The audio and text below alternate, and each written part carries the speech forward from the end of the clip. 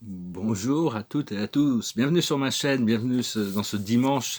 Je partageais quelques idées ici, continuer bien qu'on se prépare vraiment à fermer un chapitre. Il y a vraiment tout un chapitre qui se ferme et un nouveau chapitre, même un nouveau volume, un nouveau livre qui va s'ouvrir. Donc on doit vraiment, il faut vraiment être conscient de cette réalité intérieure. On doit vraiment s'occuper de notre plan personnel, de ce qui vient de l'intérieur, même si tout sera synchronisé. Les vagues, c'est des vagues qui arrivent. Et donc parce que notre mission va être complètement expandée, euh, il y a une expansion, je ne cherchais pas le mot, on va chercher le mot en français, une expansion de notre mission. On se prépare vraiment pour ça. Il y a toutes des révélations sur la lumière, l'histoire de l'humanité, les guerres galactiques, tout ça qui va apparaître. Mais il y a aussi cette vérité très sombre qui va remonter. Savoir que tous les êtres sombres, les contrôleurs du programme, ils ont très très peur de cet éveil. Ils sont terrifiés. Donc il faut comprendre que c'est normal, ils vont perdre tout leur pouvoir, mais non seulement ça, mais vu qu'ils ont besoin de vivre dans l'ombre, alors que là, leurs plans vont être révélés, l'humanité va prendre conscience de tout ça. Et donc, ils ont aussi très peur du ciel, des forces de...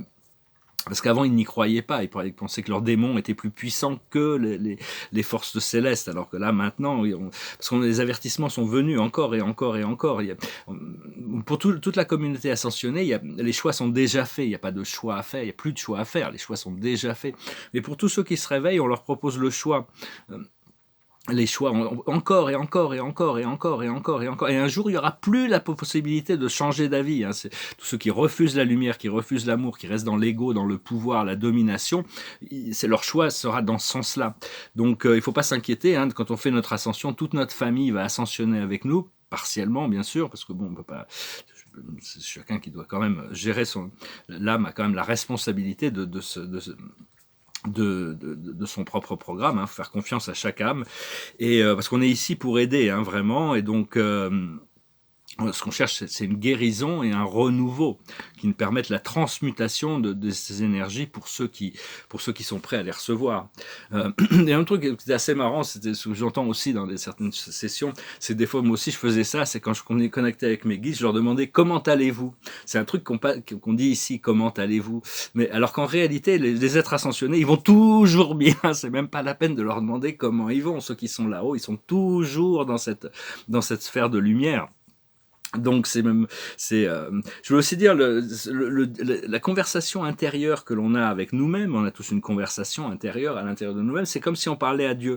Considérer que tout ce qui est dit, c'est entre l'ego et Dieu, ou l'âme et Dieu. C'est-à-dire qu'il y a plusieurs voix, il y a plusieurs cette conversation, mais c'est des conversations avec Dieu qu'on a à l'intérieur de nous jusqu'au moment où on peut vraiment n'avoir plus que cette voie de la sagesse qui domine.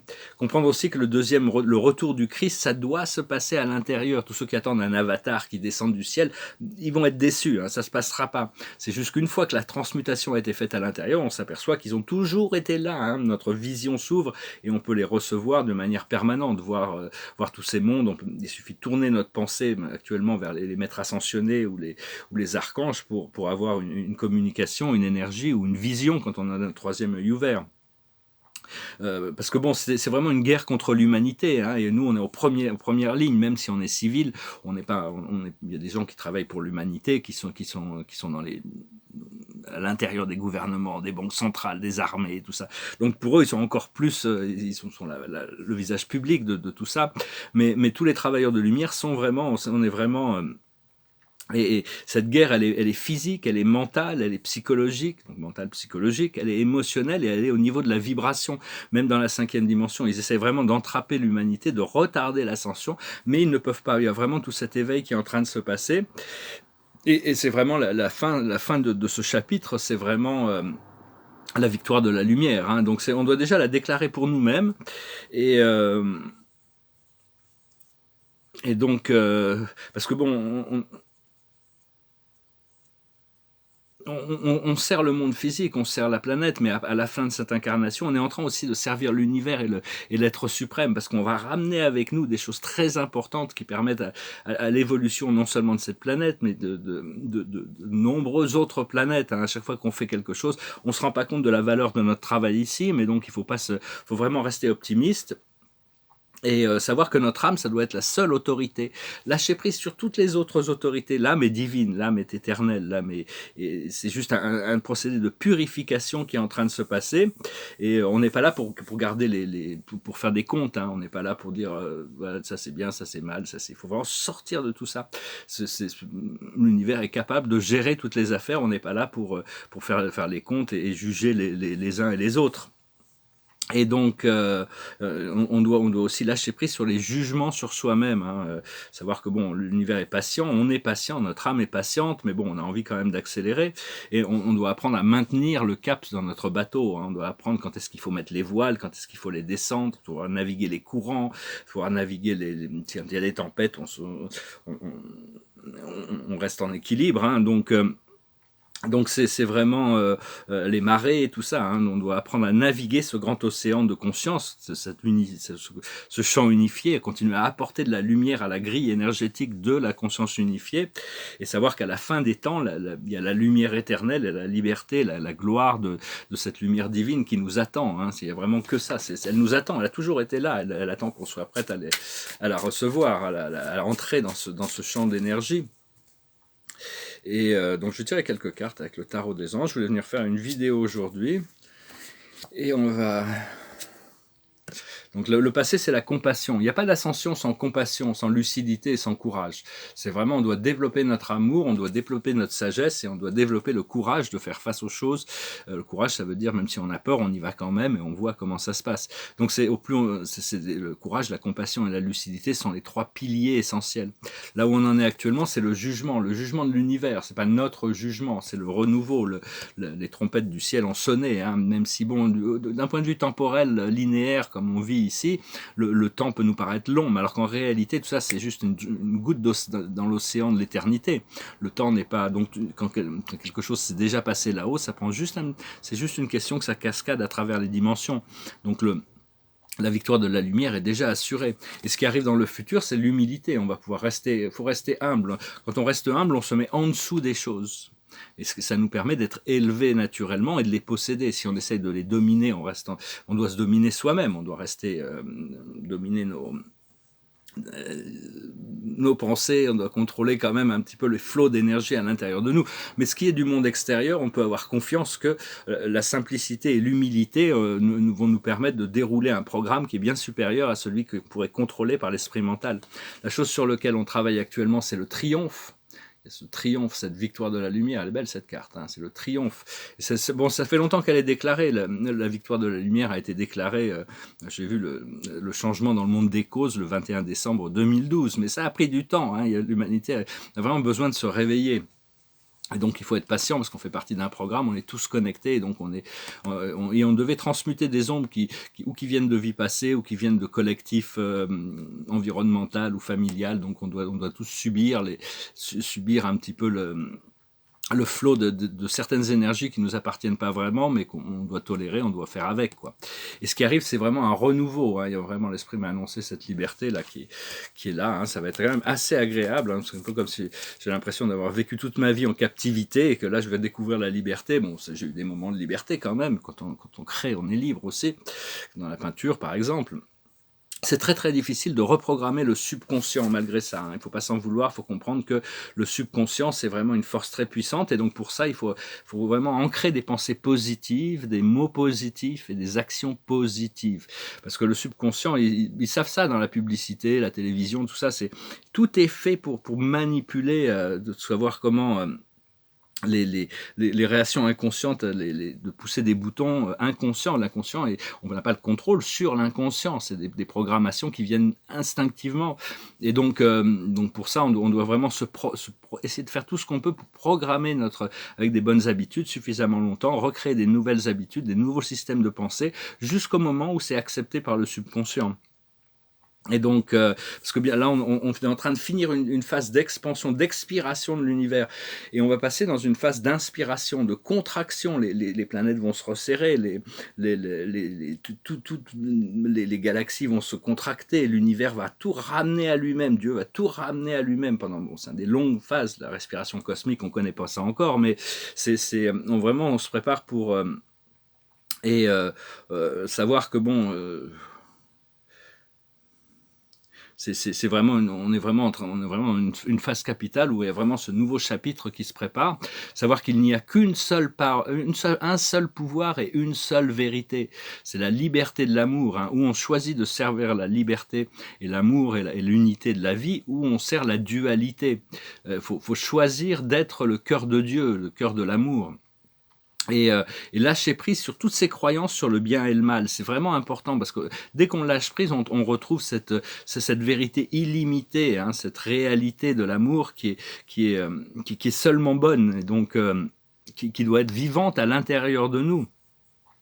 Et donc, dès qu'on est prêt, hein, on est là pour servir le procédé et assister dans la transmutation et de profiter de la vie. On va commencer à pouvoir revenir profiter de la vie. Je vais parler de choses un peu plus spirituelles. Bon, ça c'est des commentaires des commentaires un peu divers sur différents aspects. J'espère que ce message résonne avec vous. On doit vraiment rester optimiste et reprogrammer notre subconscient pour être vraiment toujours dans le flow. Il y a des gens qui vivent dans une vie très positive. Ils ont pas, bon, il y en a qui n'ont pas encore fait face à leurs ombres, mais parce que tout le monde a des ombres. On ne peut pas descendre ici sans aucune ombre, hein. Tout le monde. Mais enfin, quand on ascensionne tout notre groupe, hein, comme le Christ qui a ascensionné, tous ses apôtres étaient complètement dans la lumière. Puis quand il est parti de la planète, ils sont tous retrouvés perdus, à part Marie et Marie-Madeleine qui avaient déjà connecté avec leur propre divinité. Pendant un moment, ils étaient tous complètement confus. Ils n'avaient plus le corps de lumière du Christ, ils avaient appris à dépendre de cette force extérieure. Mais enfin, le vrai retour du Christ, ça vient de l'intérieur, ça doit... Vous êtes le Christ, hein. Il n'y a pas de Christ extérieur. Ce maître ascensionné est toujours là et il coordonne tous les efforts, mais il reviendra. Mais il est jamais parti en réalité. Il a toujours été là. Juste appelez-le pour venir marcher avec vous. Si vous êtes, c'est une question d'affinité. Après ça, il y a d'autres maîtres ascensionnés. Je tirais quelques cartes. La plus haute sagesse, c'est une longueur d'avance. On a vraiment des longueurs d'avance sur ce qui va se passer. On est prévenu en avance de toutes ces choses, hein, même si on n'a pas toute l'information. On a quand même, si on connecte à notre intuition nous révèle des choses. Ce que l'on doit comprendre, c'est le pouvoir supérieur, c'est-à-dire les forces. Comment travailler de plus en plus efficacement avec toutes ces forces invisibles de l'univers qui sont un compagnon constant.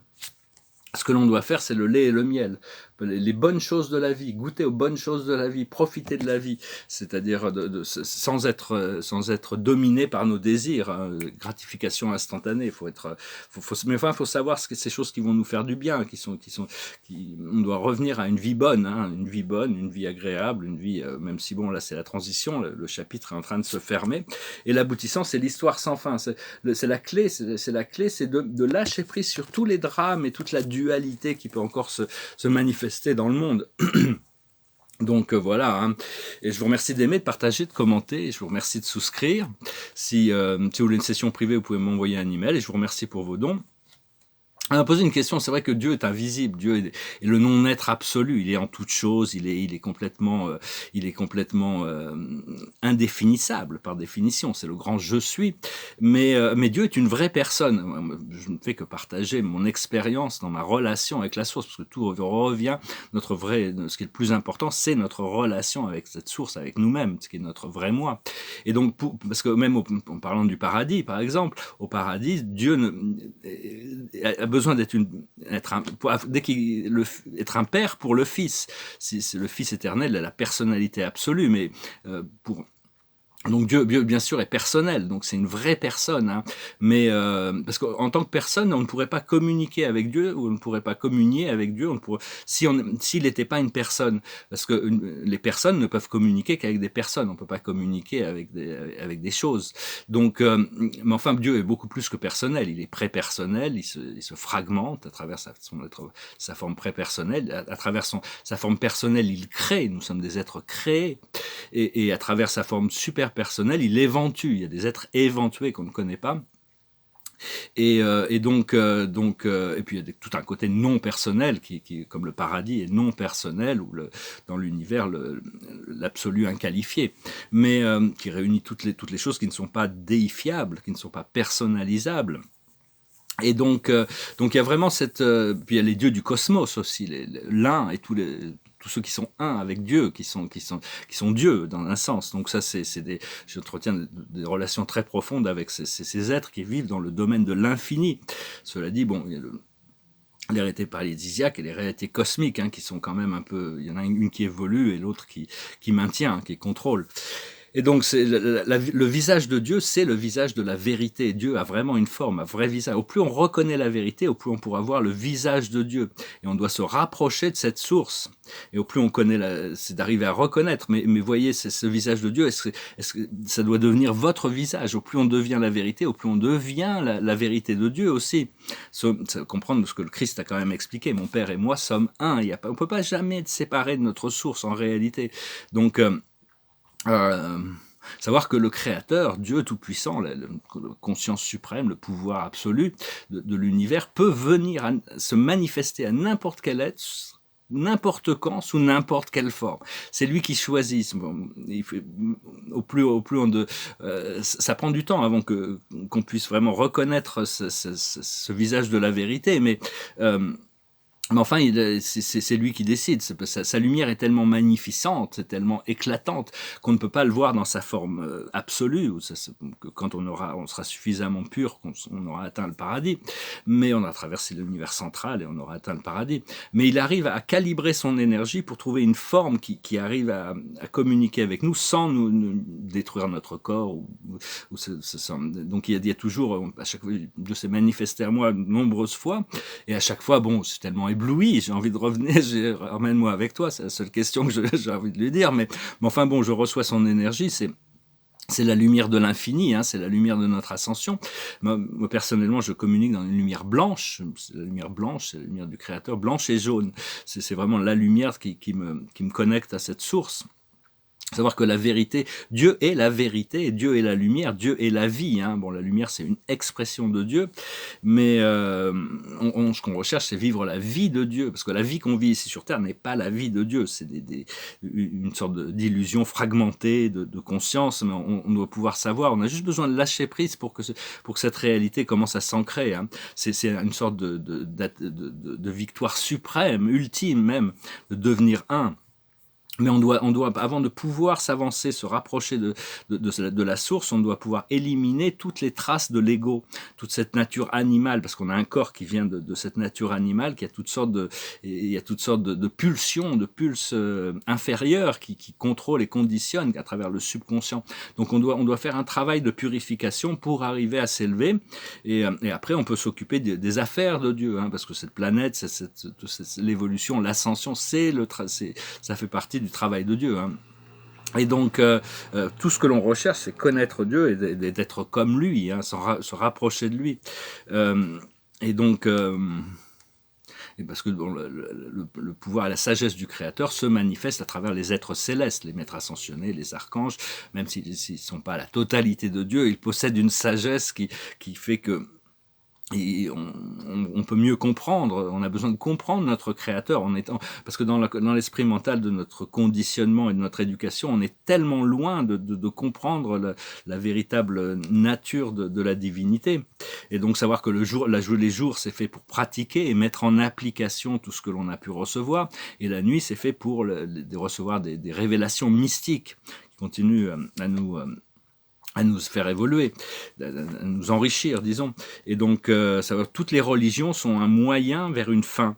C'est-à-dire, bon, pendant l'âge sombre, elles étaient nécessaires. Dans le nouvel âge, il n'y en aura plus besoin, vraiment, parce qu'on aura une connexion directe et personnelle avec notre source, qu'on a tous, mais qu'on a besoin de réactiver. Mais c'est pour se souvenir qu'il y a un Dieu, de souvenir de Dieu, et d'essayer de faire tout ce que l'on peut pour s'accorder avec cette volonté de l'amour, cette unification, et donc s'aligner avec la loi divine qui nous libère. Une fois qu'on connaît la vérité, on est libéré. C'est juste que bon, les forces du subconscient sont encore fortes. Toutes nos cellules sont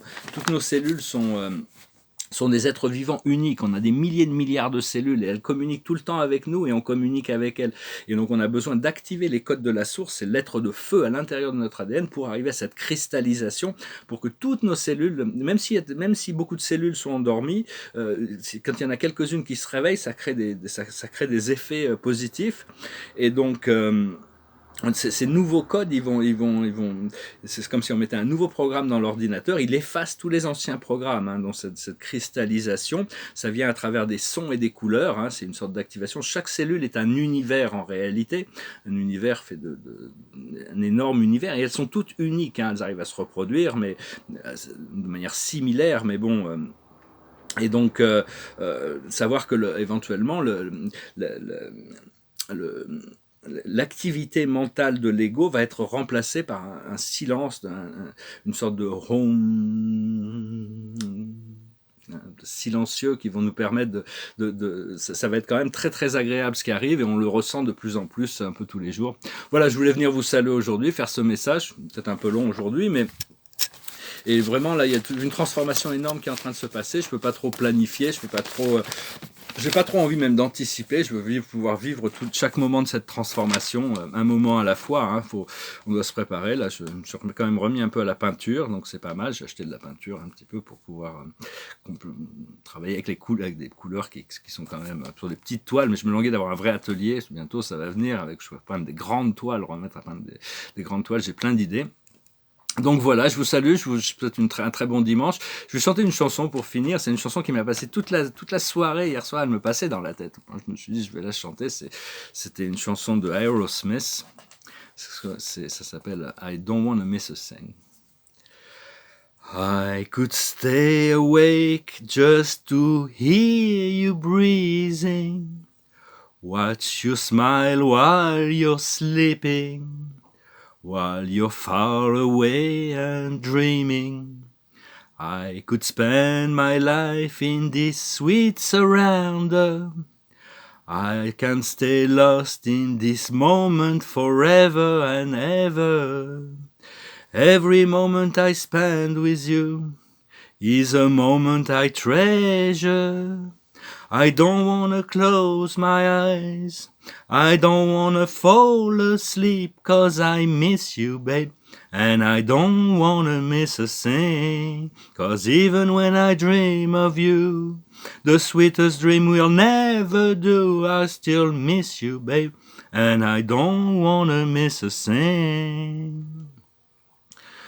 Lying close to you, feeling your heartbeat, and I'm wondering if you're dreaming, wondering if it's me you sing.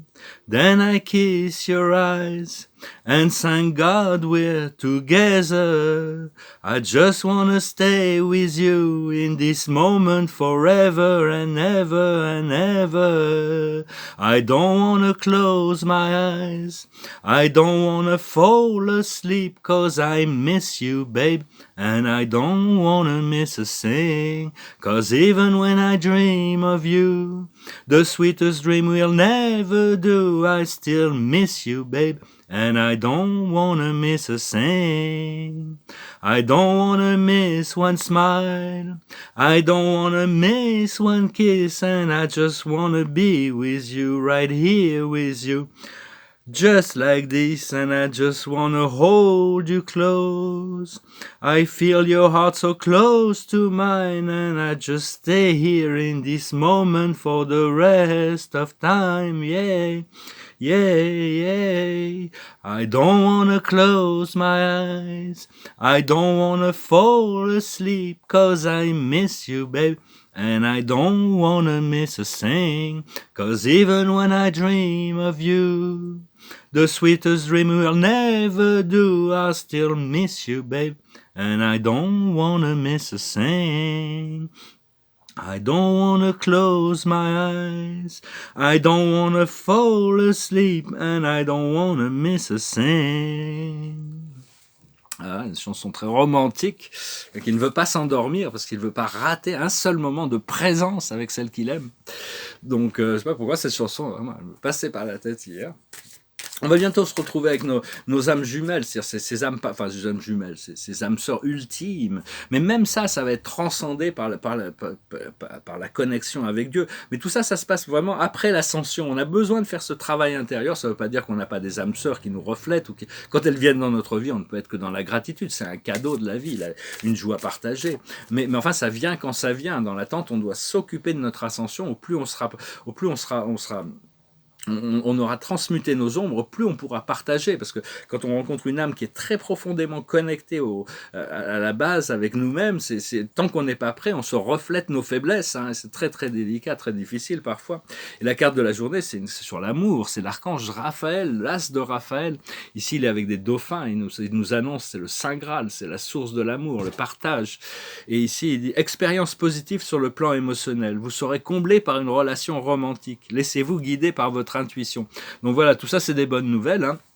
C'est un petit peu la cerise sur le gâteau quand l'amour romantique vient combler, vient compléter notre procédé d'ascension interne. En attendant, bon, on s'occupe de lâcher prise et d'être dans l'état de grâce et de réceptivité pour rester dans l'état de grâce et de réceptivité afin de pouvoir permettre au flot d'abondance, de joie, de bonheur et de créativité, de la réparation aussi de toutes ces choses qui viennent du subconscient qu'on a créé inconsciemment, qui nous permettent justement de trouver ce point d'équilibre. Voilà, je vous salue, je vous souhaite un excellent dimanche, puis je vous dis à bientôt. Namasté.